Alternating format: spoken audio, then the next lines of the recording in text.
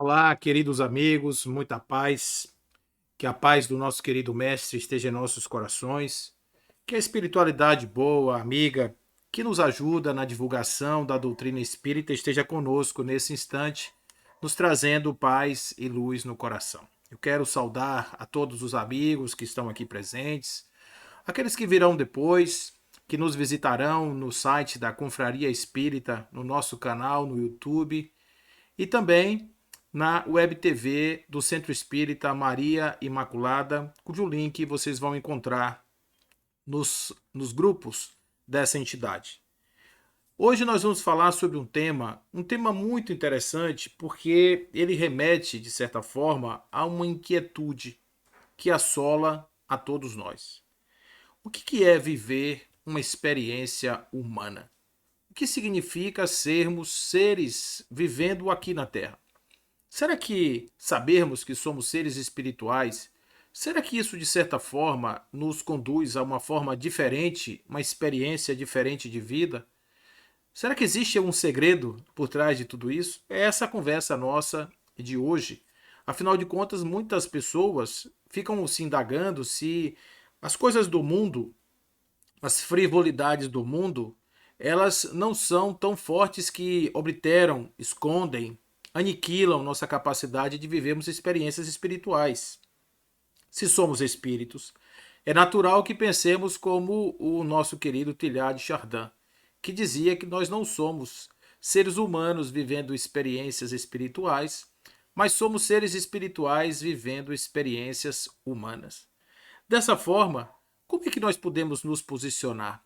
A primeira coisa que nós temos que pensar é que a encarnação é uma necessidade do espírito. A encarnação, ela ocorre conforme várias questões do Livro dos Espíritos, questão 132, 133 e outras correlatas, elas estão falando sobre evolução, sobre o desenvolvimento, sobre o progresso e, acima de tudo, a condição de sairmos do estado de simplicidade e ignorância, que não é nenhum demérito, diga-se de passagem, estar nesse lugar, posto que ele é da criação. Se nascemos e somos, ao nascer, simples, é porque esta é a condição de nascimento, nascituro. Quando surge, quando vem o corpo, ele não tem habilidade nenhuma, a não ser aquelas básicas, respirar e se manter vivo, comer, mamar, essas coisas.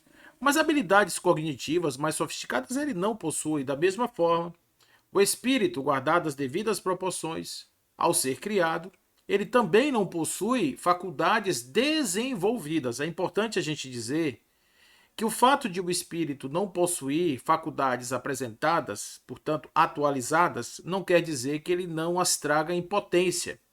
Não quer dizer que ele não as traga em possibilidade. Normalmente, quando pensamos assim, achamos que ainda vamos ter várias vidas para aprender. Na verdade, nós temos várias vidas para nos desenvolver, que é um pouco diferente. Desenvolver é estar no estado de não envolvimento, estar no estado de libertação. Então, desenvolver-se é libertar-se, é sair das amarras, das caixas presas, dali dos sistemas para a totalidade do espírito, a total liberdade do espírito. Portanto, estarmos nesta condição inicial não é demérito, embora seja extremamente desagradável, porque traz consequências funestas, traz consequências que às vezes são extremamente dolorosas. A experiência na carne é uma experiência difícil, muito difícil, porém, ela é reveladora. Ela traz a possibilidade dos encontros improváveis no mundo espiritual, acontecem aqui na Terra, traz a possibilidade de o sujeito vivenciar uma parte da sua experiência de vida usando uma parcela mínima das suas faculdades. E com isso, tateando na escuridão do ego, ele se vê naufragar pela experiência da carne, para que ele possa então refletir, reflexionar sobre aquela experiência, para que ele então consiga olhar para dentro de si e, em olhando para dentro de si, desenvolva aspectos que estão ali adormecidos. Então, a carne é como uma espécie de uma pedra de toque que vai, à medida em que vai passando pelo espírito, vai, de certa forma, aflorando faculdades adormecidas do espírito. Portanto, o estar na carne é algo extremamente valioso, importante e necessário. A segunda coisa que nós devemos considerar em relação à experiência da carne é que, além de ela ser uma experiência necessária, a experiência da carne ela é também reveladora de possibilidades outras que nós vamos experimentando na medida em que vamos alargando nossas capacidades cognitivas, vamos alargando nossas capacidades emocionais, nós vamos adquirindo uma visão mais ampla do todo, e isso nos permite não somente nos tornarmos pessoas melhores, como também nos capacita a estarmos mais próximos daquele conceito da unidade, que é o que nos revela o destino dos espíritos, final destino dos espíritos, que seria voltar à casa do Pai, voltar à unidade divina. Portanto, a carne ela tem uma série de possibilidades evolutivas. O estágio em que nós nos encontramos no momento presente, aquele momento em que nós estamos agora, chama-se nível evolutivo. Portanto, temos cada um aquele nível que foi o possível ser adquirido ao longo das nossas existências. Temos o estágio que nós conseguimos ser após inúmeras passagens por círculos da Terra e também pelas nossas experiências no mundo espiritual. O mundo espiritual também tem a sua faculdade de ensinar, também tem a sua possibilidade de nos conduzir a um afloramento das potencialidades adormecidas. Também. E por conta disso, o conjunto da obra vai resultando em cada vez mais níveis evolutivos mais avançados. Quando olhamos um determinado comportamento de uma pessoa, temos que analisar primeiro, a partir dos seus pendores, dos valores aos quais se afina, nós podemos aí depreender qual é o nível que ele se encontra. E quando, de novo, falamos de nível, não está no sentido de ter o melhor ou pior, mas apenas para mostrar que gradamos à medida em que evoluímos, que aprendemos, nessas escalas. Por esse motivo, Allan Kardec vai apresentar-nos nas questões 100 e seguintes a escala espírita. É uma espécie de modelo evolutivo simplificado, aonde ele mostra que lá na terceira ordem, 10ª classe, os espíritos, por exemplo, estão extremamente presos. O nível evolutivo de um 10ª classe é um espírito preso ainda às necessidades da sobrevivência. Ele é um espírito egoísta, extremamente feroz. Ele acha que ele precisa derrotar para conquistar. Ele pensa que a existência do outro é uma ameaça à sua própria existência. Então, isso é do nível evolutivo dele. Por esse motivo, ele se afina muito mais com os pendores daquilo que nós chamamos de mal do que aqueles que nós chamamos de bem. Estão muito mais ligados a uma involução moral do que uma evolução moral, porque a evolução moral para um espírito nesse lugar é uma perda de tempo, é uma dor, é um abdicar de coisas importantes para a vida. Simplesmente ele não abre mão.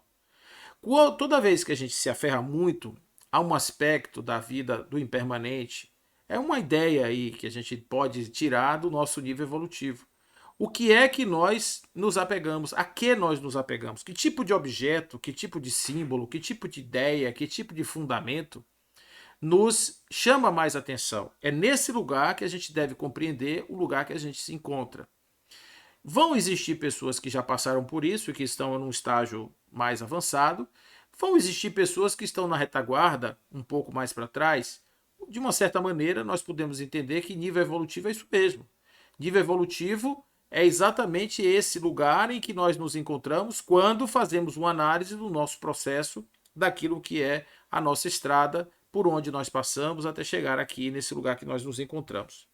Mas, enfim, como vivermos nessa pluralidade de seres? Exatamente por isso o Espiritismo vem nos dizer que a indulgência, que o perdão das ofensas, que a benevolência, que a vontade de fazer o bem, estão como fundamentos da caridade. A caridade não é decididamente a doação de coisas. Isso é uma beneficência. Nós estamos falando da caridade como um instrumento que vem de dentro, que mostra o nível evolutivo do sujeito. À medida em que nós evoluímos espiritualmente, moralmente, vamos nos desapegando dessas camadas da carne, das estruturas do impermanente, do mundo, das coisas de Maia, e vamos adquirindo possibilidade de uma visão mais integrativa, onde o outro passa a ser também parte do meu círculo de interesses.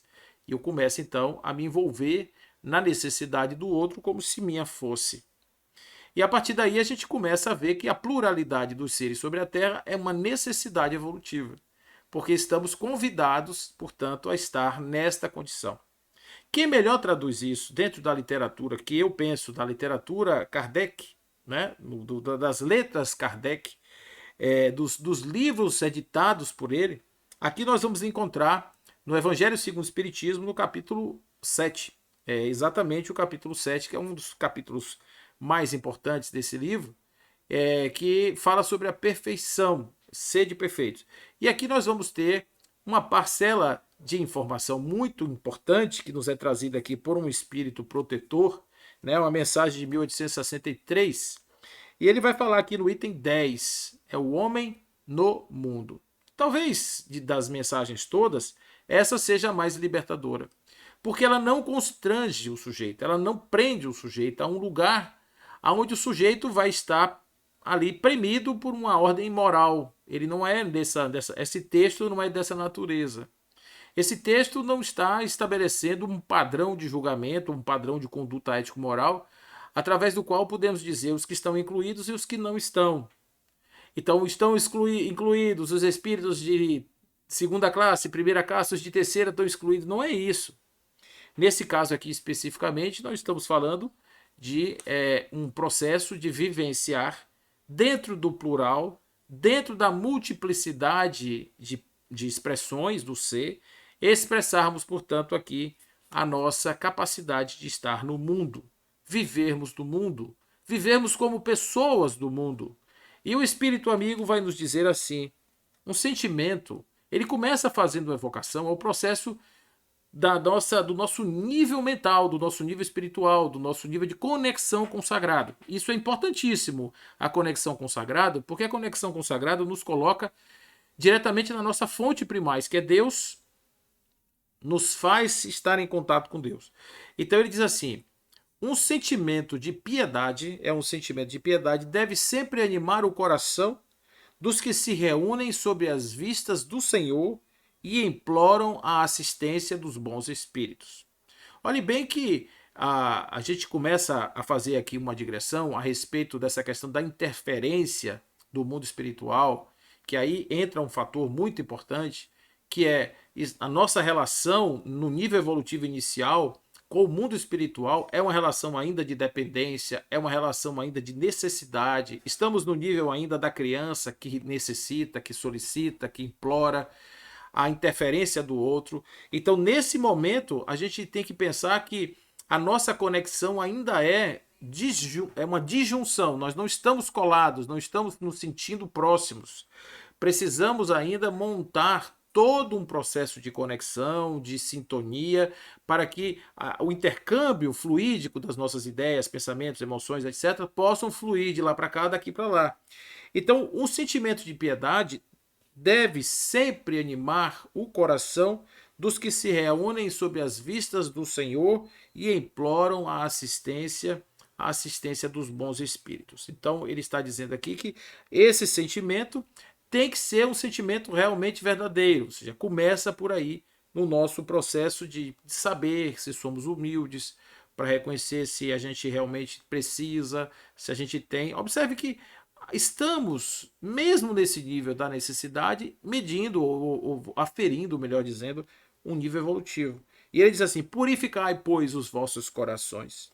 Não consintais que neles demore qualquer pensamento mundano ou fútil. Então, outra coisa, né? Começa a se estabelecer aqui uma situação seguinte. Você quer viver no mundo? Você quer espírito viver no mundo? Preste atenção nessas coisas. O nível mental fala muito sobre a qualidade da vida. O nível das ideias, o nível dos sentimentos fala muito sobre a qualidade da vida. Portanto, cuidado. Cuidado com o que carrega no coração, cuidado com o que carrega na alma, cuidado com o que carrega no espírito, porque não concitais Portanto, ele está dizendo que é uma prerrogativa do livre-arbítrio do sujeito consentir ou não que a sua mente receba influxos negativos vindos de fora, ou agasalhe esses sentimentos negativos em seu coração. Porque aquilo que nós agasalhamos no mundo íntimo vai ser colocado para fora na maneira das palavras. Jesus dizia, não é o que entra, é o que sai. Não é a maneira como você coloca para dentro, é a maneira como você internaliza e, consequentemente, transforma isso em algo para fora. Porque se nós somos capazes de ouvir as coisas que nos são passadas, sem que necessariamente isso seja acolhido pelo nosso peito, pela nossa alma, pelo nosso espírito, certamente vai acontecer que a devolutiva disso será não necessariamente vinculada. Nós podemos receber a guerra e devolver a paz, receber o ódio e entregar o amor.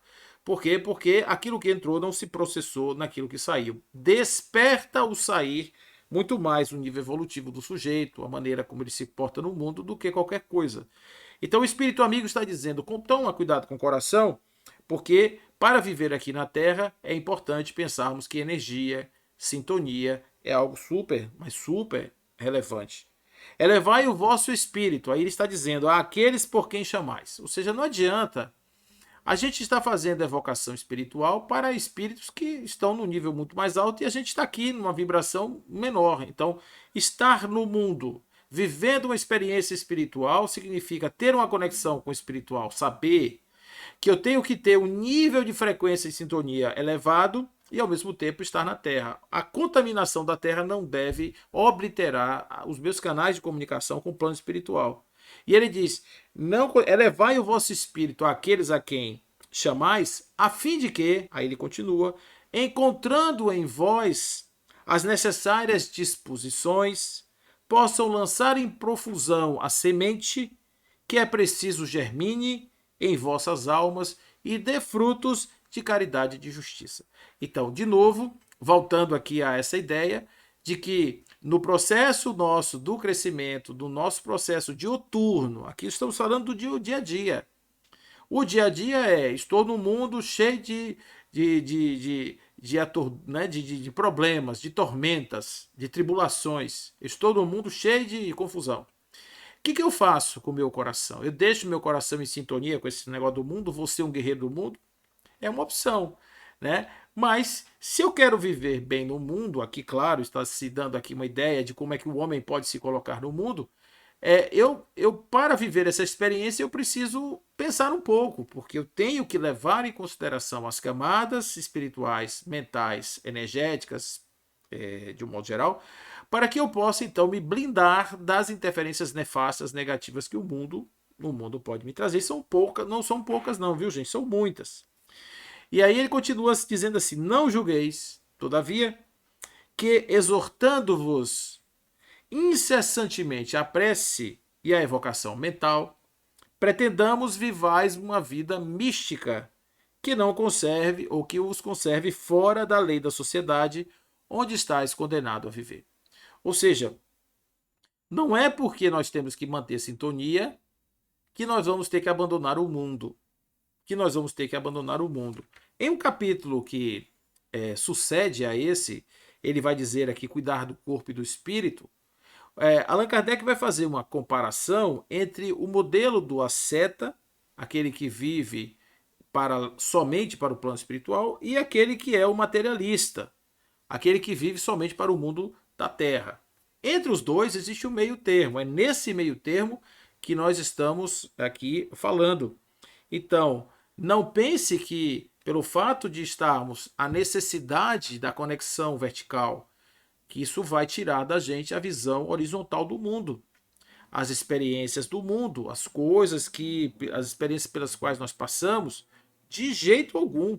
Não significa, em hipótese alguma, que a gente tenha que abandonar as coisas do mundo. E ele vai dizer assim, sois chamados, aí nós vamos lembrar do nível evolutivo, a estar em contato com espíritos de naturezas bem diferentes, de caracteres opostos. Então, aquela ideia de que estamos na carne aqui, é importante o chamamento da diversidade. Porque o chamamento da diversidade, ele vai dizer, nós estamos aqui em contato com espíritos de graus diferentes. E naturalmente, quando a gente vive como espírito que tem ainda amarras em um mundo muito mais material, egoísta, enfim, é difícil viver assim. Porque ele vai olhar muito para si, ele não vai olhar para a coletividade, ele vai estar sempre olhando para o umbigo, vai sempre querer o seu primeiro do que o dos outros. E isso é um sinal inequívoco do egoísmo ainda pujante. Então, esses indivíduos, a convivência com eles é extremamente complexa. Com os raivosos, mais ainda.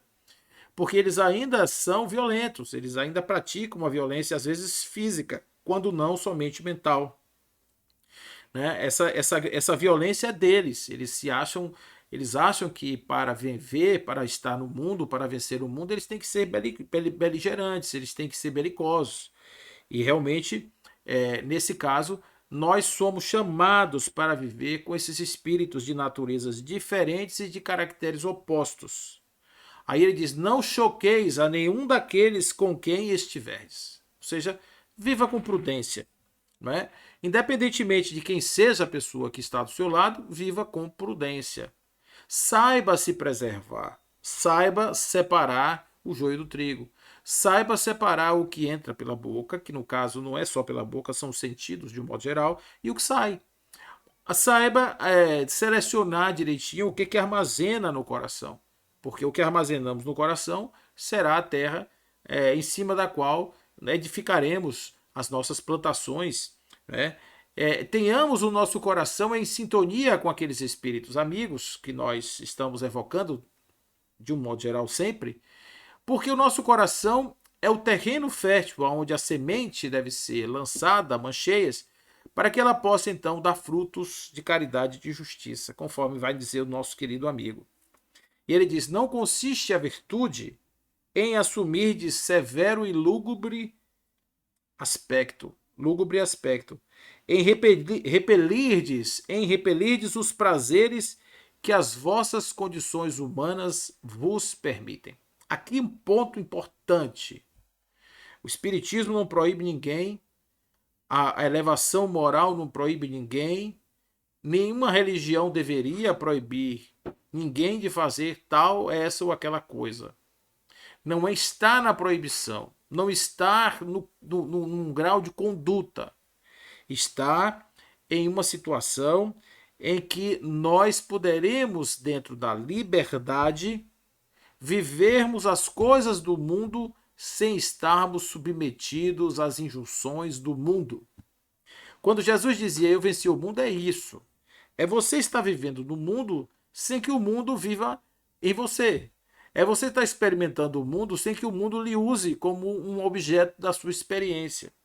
É você estar sugando do mundo a sua vivência sem que o mundo também assim o faça. Sugue de você a sua realidade. Então, numa realidade sintética, mental, como a que nós vivemos, é muito importante que a gente saiba se preservar, porque se a gente der uma brecha para o mundo nos subjuga. A cultura nos subjuga, a formação de ideias e manipuladoras também nos subjugam. O tempo inteiro nós somos convidados ao adormecimento. Despertar é difícil, despertar a consciência é muito difícil. Por isso que muitas pessoas penam às portas dos hospitais psiquiátricos e etc., porque de certa forma sucumbiram a esse grande manancial de armas que o mundo tem e que se serve delas para destruir mesmo a integridade das pessoas. Basta reporteis, diz o nosso amigo, todos os atos da vossa vida ao Criador que vô-la deu. Ou seja, tem algum mistério isso? Vamos pensar assim, independente de ser fácil ou difícil, vamos até esquecer isso nesse momento. Né? Não vamos pensar na dificuldade nem na simplicidade, vamos pensar apenas no que é. O que é o seguinte: nós vivemos num mundo de energia, nós vivemos num mar de energia, de pensamentos contaminantes. Então, claro, é melhor ter pensamentos bons ou pensamentos ruins? A resposta parece óbvia, né? Quanto mais alinhado com energias superiores estivermos, mais importantes ligações teremos com esse nível energético. Isso é um ponto que eu acho que não se discute. A outra questão tem a ver com a escolha daquilo que nós usamos para a nossa vida. Não significa que usufruir a vida seja ir a vida até a consumação das últimas forças do corpo. Não é isso. Não é a destruição das células, não é a destruição do corpo, o aniquilamento por um prazer desenfreado. Não é isso. Estarmos no mundo e vivenciarmos o mundo é estarmos vivendo a plenitude do corpo e do espírito, experimentando as coisas do mundo do jeito que as coisas podem nos ser ofertadas. Então basta, ele diz, olha como é simples. Quando começardes ou acabardes a obra, ou uma obra, eleveis o vosso pensamento a esse Criador e lhe peçais, num arrobo de alma, ou a sua proteção para que obtenhais êxito, ou a sua bênção para ela se a concluíste. A bênção de Deus ou a força para concluir. Há pessoas que pedem a Deus para fazer a obra. Esse aí talvez seja um ato de covardia. É por isso que às vezes ele não ajuda. Ele fica até com medo de chegar e arrumar lá uma colher de pedreiro para ele trabalhar. Em tudo o que fizerdes, vai dizer esse amigo, remontai à fonte de todas as coisas, que é Deus, para que nenhuma das vossas ações deixe de ser purificada e santificada pela lembrança de Deus. Então, observe que ele está falando isso, e no capítulo, no parágrafo precedente, ele diz: vivei, portanto, como os homens da vossa época, como devem viver os homens. Sacrificai as necessidades mais frívolas do dia, mas sacrificai com o sentimento de pureza que as possa santificar. Esse é o resumo desse grande compêndio de ação, que significa dizer o seguinte: viva tudo. Uma vez, uma moça estava numa reunião, num seminário de mediunidade, ela me perguntou assim: Paulo, é verdade que quem é médium, ela chorava bastante, tinha muito receio de ser médium, porque ela achava que ser médium era algo que lhe tolhia a liberdade. A liberdade. Ela achava que ela não podia ir para fazer nada, não podia ir para lugar nenhum, e por isso ela sofria. Ela me perguntou: Paulo, é isso mesmo? Eu disse: não. Primeiro que a mediunidade não é cerceamento de nada. Mediunidade é apenas uma faculdade que aquele corpo especial tem e que está mais revelada ali do que no outro. É apenas isso. E que essa faculdade é uma faculdade que permite o intercâmbio interdimensional. Mas isso não quer dizer que a pessoa esteja privada de fazer as coisas. Porém, é preciso saber em que lugar você se encontra, com que cabeça você se encontra nos lugares onde você está. Com que emoção você está nos lugares onde você se encontra.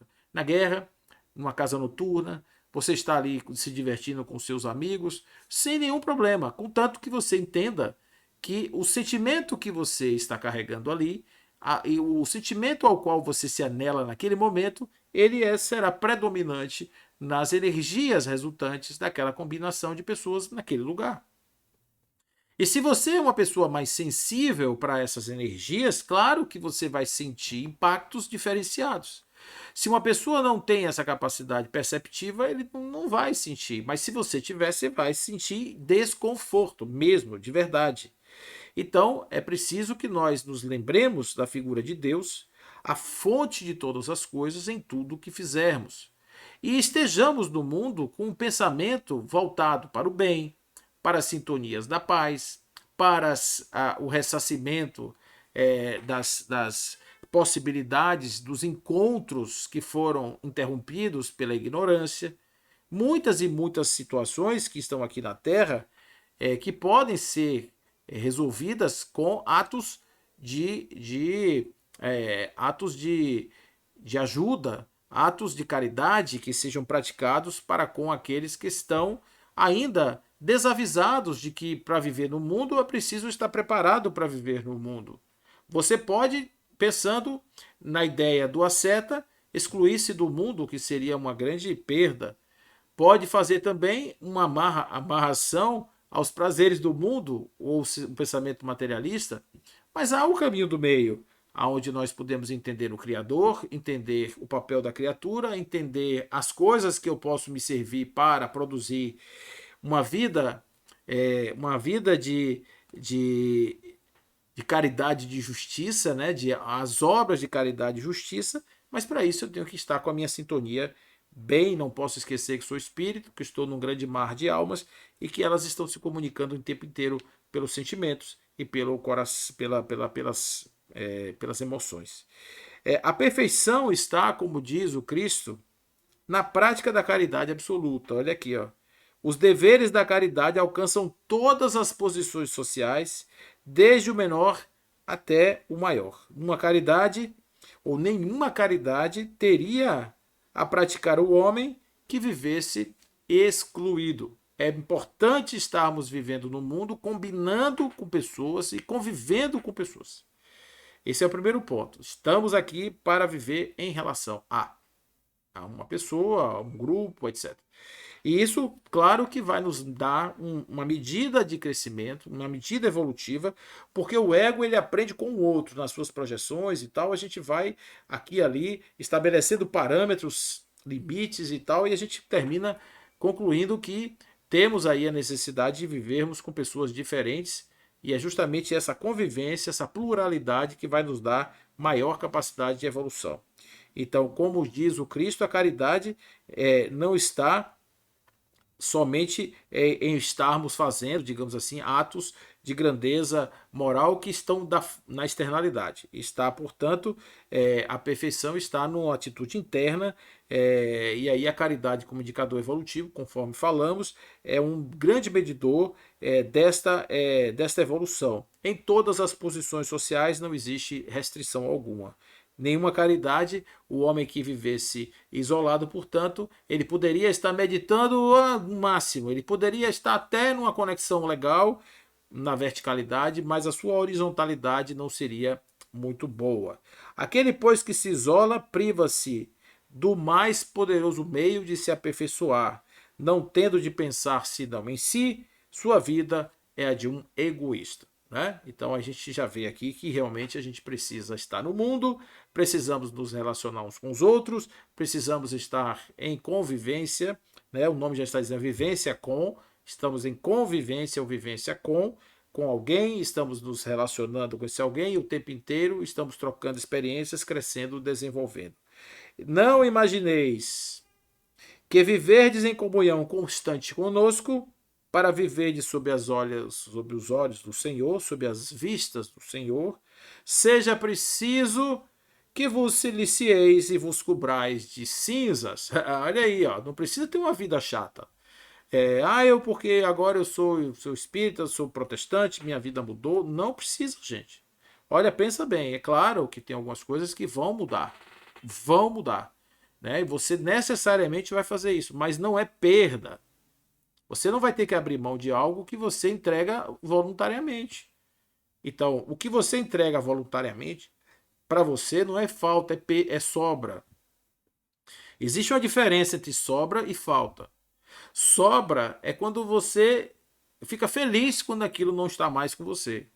E falta é quando você perde, é quando alguém lhe tira algo que ainda é importante para você. Então, quando certos hábitos são sobra, eles saem que você nem percebe. Quando eles são falta, aí a gente sente, porque o ego não gosta de perder as coisas, não. Tá? Então a pessoa de repente está vivendo a vida. Aí ela diz: poxa, mas como é legal sair à noite, fazer para as baladas e tal, tomar lá meus goró. A pessoa fica muito feliz quando está nessa condição. Então, quando você tira isso da pessoa, a pessoa fica: poxa, hoje não era o dia de eu fazer isso, sabe? Hoje era o dia de eu estar ali com a galera, como diz aí, no reggae, sextando. Eu deveria estar sextando hoje, eu estou aqui trabalhando, não sei o quê. Esse tipo de pensamento significa que ali não foi uma sobra. Ali não foi uma fructuosidade, ali não era uma expressão que saía desarmônica. Não, não. Aquilo foi simplesmente alguém que, para corresponder a um padrão ético de uma determinada classe ou um determinado grupo, ele simplesmente se tolhiu de estar naquele lugar. Isso é legal e é importante a gente pensar sobre isso, porque não estou dizendo aqui que você não faça o exercício de abrir mão de coisas que eventualmente possam te atrapalhar. Ao contrário, se você tem um vício, faça todo o esforço do mundo nesse momento para você se livrar dele, porque isso vai te prejudicar bastante. Isso é uma coisa. A outra coisa são as questões ainda do pensamento, são as questões do sentimento, são certas estruturas da psique que ainda estão se elaborando que precisam ser respeitadas. É só para a gente não fazer aqui essa confusão. Não, ainda não, mais uma vez nós vos dissemos. Ditoso sede, pois, segundo as necessidades da humanidade, mas que jamais a vossa felicidade entre um pensamento ou um ato que o possa ofender. Ou fazer se vale o semblante, ou fazer se vele, melhor dizendo, o semblante dos que vos amam e dirigem. Deus é amor e aqueles que amam santamente, ele abençoa. Aqueles que estão vinculados com essa energia, ele abençoa. Então, o que, que o nosso querido amigo está dizendo? Viver na Terra é ruim? Não. Os espíritos nos advertem, inclusive, que parte das nossas escolhas e parte das nossas imprecações, das nossas evocações aos espíritos amigos, estão relacionadas a escolhas que fizemos. Escolhas que fizemos, caminhos não foram bons, aí a gente teve um contratempo, teve uma dor, aí pede ajuda. Então, essa ajuda deveria, de certa forma, voltando no tempo, ela vai começar na origem. Ela não vai começar no saneamento da consequência. Ela vai começar onde começou isso. Isso aqui começou porque o meu egoísmo me levou a tomar uma decisão que me fez seguir nesse caminho. Então, preste atenção, no mundo da Terra, os caminhos são mais importantes do que os destinos. Às vezes a gente toma um caminho extremamente complicado para chegar num determinado lugar, e aí quando a gente menos se espera, o lugar ficou distante, ficou inacessível, porque o caminho que eu segui não me levou para lugar nenhum. Então presta atenção no caminho. Eu tenho um objetivo? Ótimo, importantíssimo. Mas importante também é pensar por onde os meus pés irão trilhar, por onde minha vida vai passar, por onde eu seguirei para chegar naquele lugar que eu quero chegar. Isso é uma coisa muito significativa. Evitar os problemas que ocorrem por conta das minhas escolhas que não foram muito felizes. Né? Então, evitar e tomar decisões em cima de bases frágeis. O mundo material, esse mundo permanente, ele é muito frágil. As coisas são muito frágeis. Então, se eu me baseio nas coisas do mundo para tomar decisão, a chance de me machucar, de eu fazer uma escolha errada é muito grande.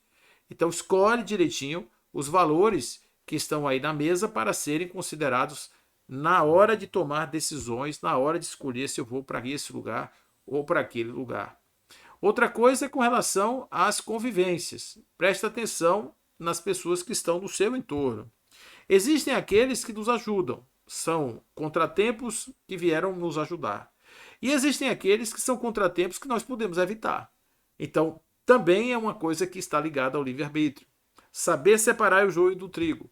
Então, quais são aqueles que nós não podemos evitar? Filhos, companheiros, companheiras, aqueles que estão irmãos, parentes de um modo geral, que estão ligados a uma atividade que nós temos em comum. Então, esses são aqueles companheiros que vieram para o auxílio. E não confunda auxílio com aquele que está sempre pronto para ajudar. Às vezes, não ajudar, ele está despertando em nós a capacidade de sermos mais responsáveis e assumirmos mais a responsabilidade pelas coisas. Então, às vezes, os professores se utilizam de contra-exemplos para nos ensinar. Quem tem olhos de ver, quem tem ouvidos de ouvir, que ouça, né? Para que a gente possa, então, realmente ver que, às vezes, as lições do Criador, elas chegam pelos caminhos mais inusitados. Então, viver no mundo, aprender com o mundo, não escolher baseado em valores impermanentes, valores frágeis, valores baseados em coisas que não têm valor. Aí, realmente, se eu quiser tomar uma decisão dessa, eu posso até tomar, mas eu vou me enganar. Isso é um auto-engano, eu estou cometendo esse auto-engano.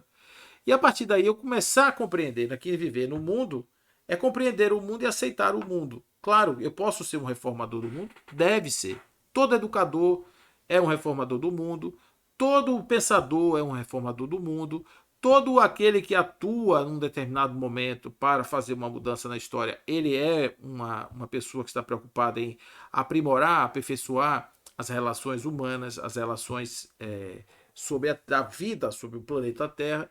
Então, é importante que a gente atue no mundo, que a gente esteja no mundo, que a gente esteja presente no mundo, mas não nos esqueçamos de quem nós somos. Não nos esqueçamos que um determinado dia nós vamos entregar a chave do corpo para o zelador da casa e vamos seguir viagem, esperando que a bondade de Deus nos conceda, portanto, agora um novo condomínio para que nós possamos então morar, uma nova casinha física para a gente poder morar. No mais, enquanto estivermos aqui, aproveitemos. Aproveitemos a vida, aproveitemos a oportunidade de estarmos vivendo, mas fazendo tudo, façamos tudo de uma forma tal que tais coisas possam ser santificadas. Viver com um sentimento de valor, um sentimento de valorização. Eu não prejudiquei ninguém, eu não fiz nada que pudesse prejudicar o mundo. O que eu fiz radica na mais absoluta lisura, aquilo na mais absoluta certeza de que do outro lado existe uma razão para estarmos aqui. E essa razão é harmonia, essa razão é paz, essa razão é plenitude. Quem nos impede de ver isso tudo é a ignorância. Quem nos impede de ver isso tudo é ainda a nossa insistência de saber ou de querer mandar nas coisas do mundo, mandar nas coisas de Deus. Fazer isso é um ato de coragem e, acima de tudo, discernimento e lucidez. Porque se nós dominamos a vida, se nós tomamos conta daquilo que é a nossa existência, o nosso casulo existencial, então aí a gente pode ter certeza de que compreendemos, enfim, o que significa viver. Fiquemos em paz, em nome de Deus. Que assim seja, irmãos, que assim seja.